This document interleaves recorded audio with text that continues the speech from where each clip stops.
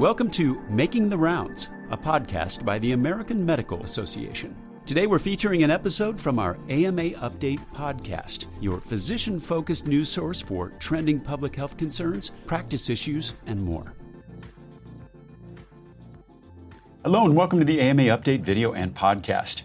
Well, we're approaching residency application season already, and today we're talking with an expert who's going to give us an inside look at how she selects residents, weighing things like preference signaling, personal statements, and more. Our guest is Dr. Deborah Clements, Chair of the Department of Family and Community Medicine at Northwestern University Feinberg School of Medicine, and the founding program director for the McGaw Northwestern Family Medicine Residency at Lake Forest in Chicago. I'm Todd Unger, AMA's Chief Experience Officer, also in Chicago. Dr. Clements, welcome. Thanks so much, Todd. Thrilled to be here. Well, we're going to get into a variety of topics and some of these insider secrets. And why don't we start with one of the biggest changes to the residency application process in recent years, and that is preference signaling. In fact, your specialty, family medicine, started using signaling just last year. So, Dr. Clements, when you review applications, how do you now take into account signaling into the process? Yeah, for most of us, I think regardless of specialty, the number of applications that we receive exceeds our capacity to interview, even many qualified candidates. So we make assumptions based on applications as to who might come to our programs. The ability to signal programs prior to an interview has really given us the opportunity to potentially invite candidates we may not have previously considered. If you're from California and you tell me you're interested in Chicago in February, maybe not, unless I have a reason to believe that you are. And so signals can help with that. What could you say to convince someone that you really are interested in being in Chicago in February? I don't know. But based on that, what advice would you give med students on how to make the most of their signals? I would say use your signals to express your true interest at the time of your application. We understand it's just the beginning of the process, and you're operating under assumptions just like we are. You may choose to rank us further down your list or not at all once you're through the process, but signaling sends us an intention that might increase your odds of being offered an interview. Any specific kind of signaling that's caught your eye in the past? Truly, those candidates that come from places where I wouldn't expect. We have an adage, there's no such thing as bad weather, only bad clothing. And so it really does help us to pin down those people who have a true interest. Curated from more than 3,000 major newspapers, magazines, and journals, the AMA Morning Rounds newsletter delivers the top stories in healthcare right to your inbox, Monday through Friday. Subscribe today and check out all the AMA's free newsletters at ama-assn.org/myinbox. That's ama-assn.org/myinbox.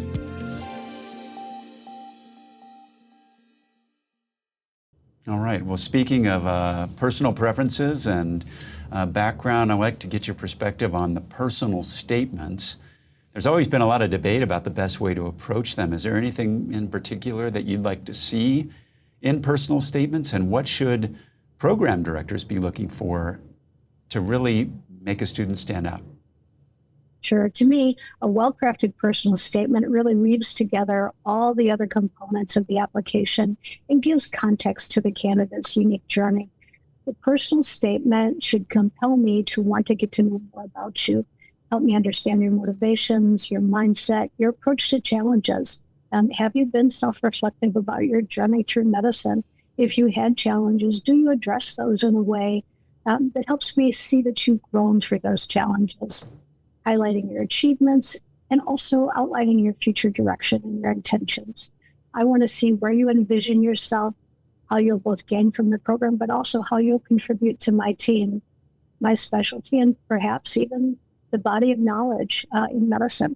That's a lot in a personal statement, but I think if well done, can give me all of that information that, again, can help me to offer you an interview.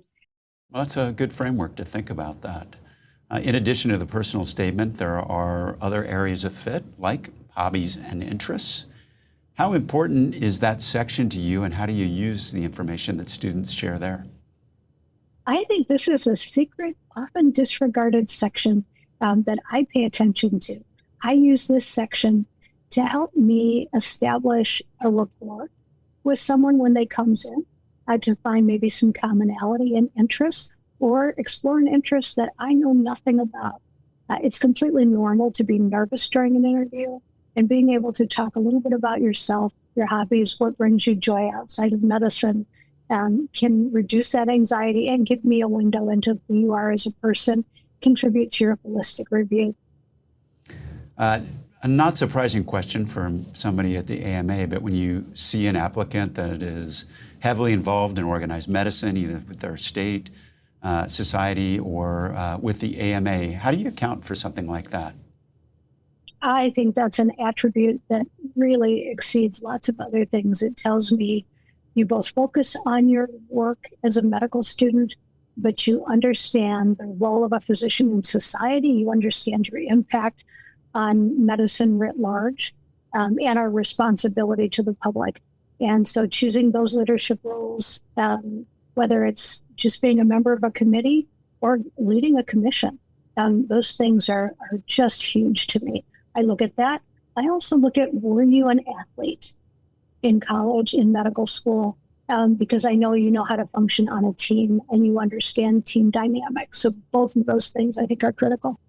Great perspective. Do you find any particular part of the application you wish students paid more attention to or thought differently about? When we ask about the most impactful experiences you have had throughout your training, I would really hone in on that. And again, think about that through line on your application and how that helps me understand who you are as a person, what your motivations are, and how you choose to spend your time. It's great if you're a gamer. That doesn't help me, right? And so I'd leave that off your application. I want to know about the volunteer experiences you've done. And again, the research that you've done, how you've contributed to our field. All right, that makes a lot of sense. Dr. Clements, you shared so much helpful advice. If students only take away one thing from this discussion, what do you think it should be? Authenticity and congruence in your application, your story are absolutely critical. As a resident, you're going to be an integral member of my team. You're going to care for my patients.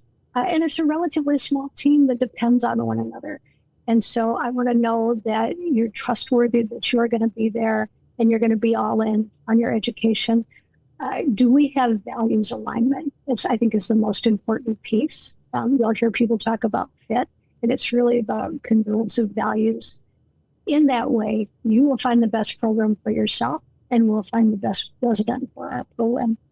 I really like the way that you're explaining that. I think a lot of people maybe are thinking about how to talk about themselves so much, but it's really about how are you going to be a part of somebody else's team and help them with their patient objectives. So I think that's really great advice.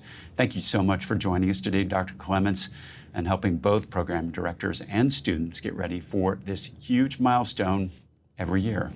The AMA also has many resources to help with MATCH, including FRIDA, the AMA's residency program database. And you can start your search at FRIDA, that's FREIDA.ama-assn.org.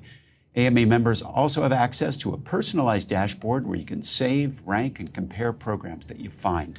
That wraps up today's episode, and we'll be back soon with another AMA update.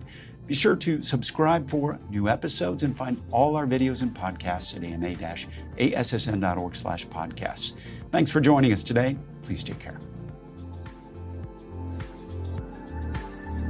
If you enjoyed this episode, be sure to follow Making the Rounds on your favorite podcast platform. Learn about other AMA podcasts by visiting ama-assn.org/podcasts. Thanks for listening.